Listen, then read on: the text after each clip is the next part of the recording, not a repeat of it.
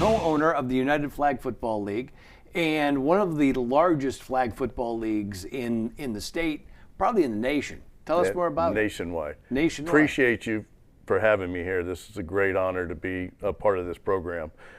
Visit Central Florida Sports. Always worked real hard with us. We are a national program. We go from Miami to Boston, Boston to Minnesota, Minnesota to Boise, to Oregon, to California, Texas. We're in every state putting on a tournament for anybody who wants to play flag football.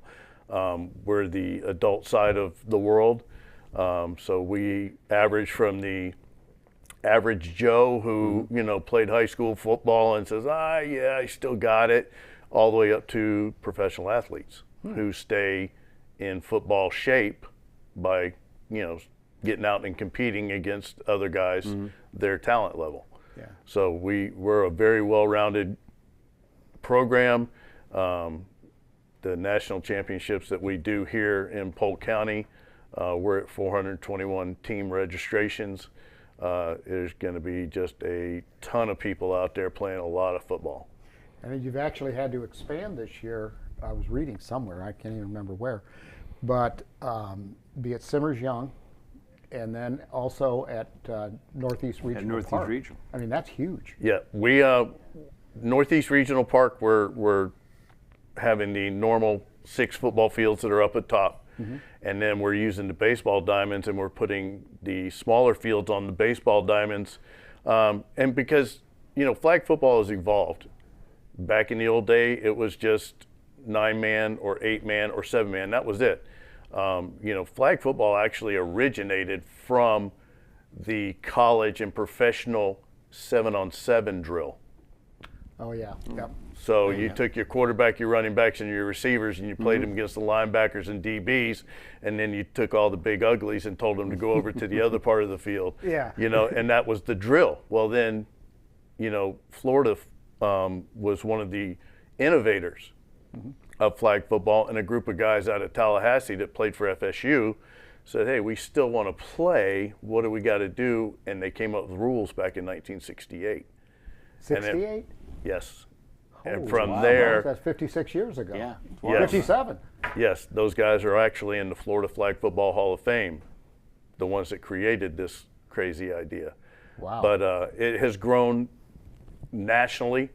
I've been involved with it since 1982, and have come up through the ranks as a player, coach, ref, administrator, and now the owner. And What a success story. and you were saying beforehand that the women's part of this has really taken off, and Well, I mean, how many girls did we grow up in a neighborhood that were angry because the boys were playing football and wouldn't let her play?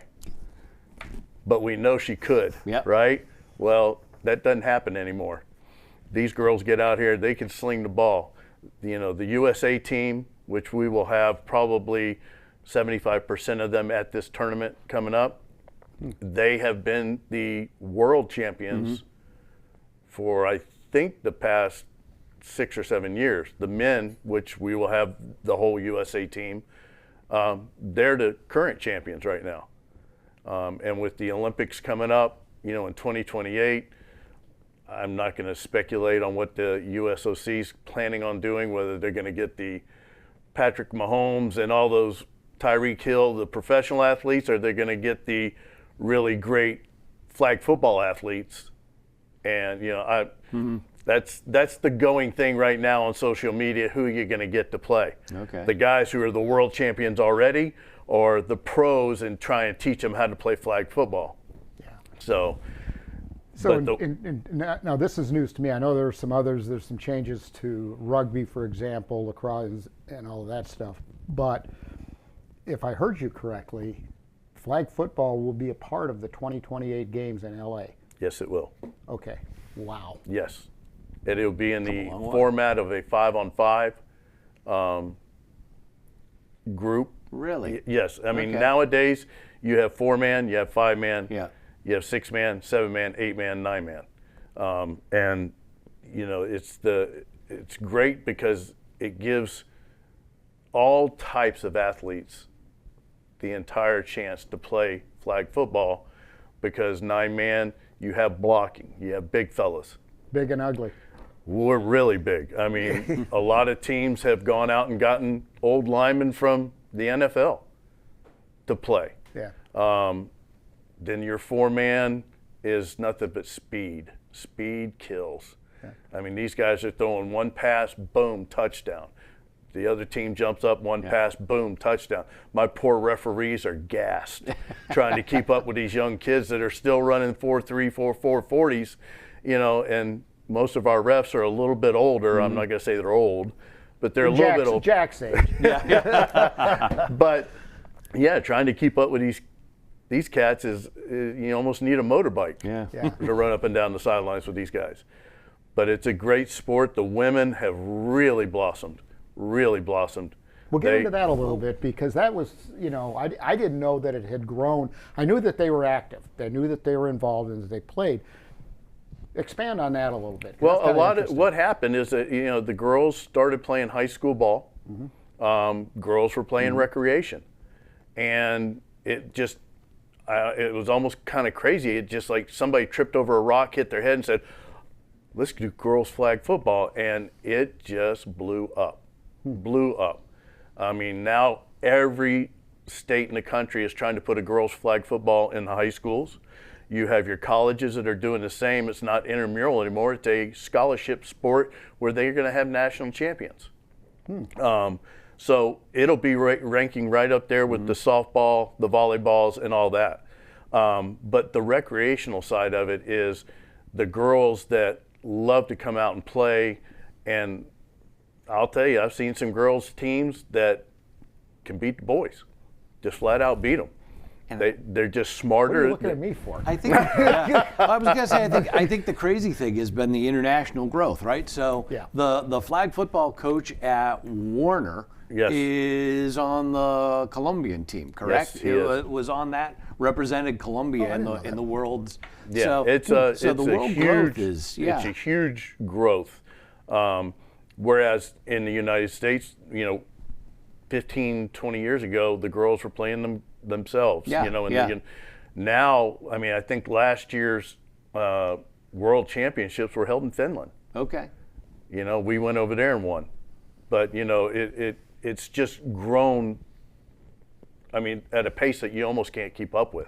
Where do you think the future is going to be? Where do you think does it become a permanent Olympic sport? Do we see a true World Series? What do you think the future is? Well, right now, as far as the nationals go, I mean, we're offering the national championships now. And it's very big. Like I said, we have, you know, 421 registrations, and we also have 9 divisions, you know, playing. The women are all over the place. I would like to see it stay on. There's been attempts to make professional leagues. There's been attempts to, you know, make it bigger and better, but you know, it's getting the persons and the money put together to want to do that and, you know, stick with it.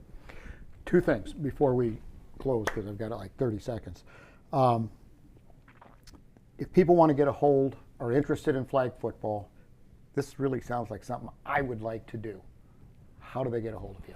Go to United Flag Football, UnitedFFL.com. Get on the website. There's my number's on there. My co-owner's number, Billy Otti, is on there. All my directors are on there, so you can call somebody somewhere in the country that's going to be near you. Okay. And like I said, you just go to the website and see all the tournament sites and different places we'll be in the country. Well, let's talk about, that was the second thing. And this National week. Championships coming up the 16th through the 19th of this month in a week. Yes, sir. So we're starting a week from yesterday. Yep. Starting Thursday morning, bright and early, 7:30 a.m., and we're going all the way to Sunday evening. Okay. And it's a great time out there because, I mean, you've got vendors, you've got food, you've got trinkets. You've got football going on all over the place. Yes. It really is kind of a fun festival. It's a festival is a great word for it, because if you're not playing, there's so much to do in the vendor court. We actually have you can get playing cards made of yourself, and act like you're really something there, Yeah. So we've got that. We have music, we have food. We have a players lounge where you can sit down and trade secrets or trade teams. I don't know, kind of thing like that. And but you had stuff for the kids too, because you've got everyone brings their families. It really becomes a whole little, Well, it's like you said. I think festival is the best word. When you have that many people playing, this is really, really good stuff. And tell us about the rings and the football. These are the rings that we, like I said, when we first started, this is the first 4 years. The first 3 years, and then the fourth and fifth year, because of the growth of the women's sport, they were like, they get the men's ring, and it's a size 14, and they're like, can you give us something? So we said, you know what? Yeah, we went and got them and had them made more to their size, and then and we gave them some really beautiful color, and they're walking around prouder than the men. Man, you wear that on one hand. You can start calling everybody Eileen because they're all out. But hey, Norm, I want to tell you, this has really been a delight and an education. The growth of flag football does not surprise me, because so many parents don't want their kids to get banged up or have permanent knee injury, all that type of stuff. And that's a decision. That's okay.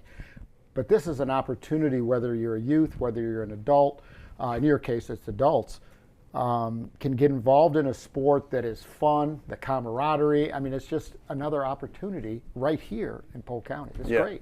And the thing is, you mentioned youth. We're getting into a youth program. We're going to be starting it in 2025. I was hoping you were going to take the bus. Yeah, no, put it out there. In 2025, we are starting our youth program. We're going to do high schools, and we'll do the 9U, 11U, whatever.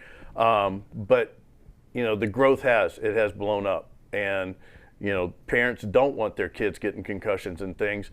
And we've also looked at it is that even if they do transition to tackle football, whether it's a men or women's, learning flag football, if you can teach the kids how to make someone miss grabbing a flag, which is pretty easy, you don't have to hit them, you don't grab them, you don't have to drag them to the ground. But if you can make them miss your flag, you can be Barry Sanders. Because when you get into the tackle game, when they're getting that close to you and you give them the move because you're used to playing flag, they're going to miss you all together. Yeah. So the techniques, the abilities that you can teach these young people in flag football will go on. And then when they become adults, if they don't play the tackle game, well, you always have something to come back to, because we're going to be here. Yeah. Well, and like you said, it's pretty interesting. Guys that used to play in the NFL or collegiate ball or whatever, hey, I still have an itch. I want to get out there and be with my buddies, and or in the case of girls, my girlfriends, and have a good time. Enjoy it. Get outside. Get off that cell phone and do something. Yes. There you go. So, hey, Norm, thank you so much. We greatly appreciate it. We got to come to a break here, because we do have a special little segment here. On behalf of Jack and myself, thanks a lot. Thank you very much for having me.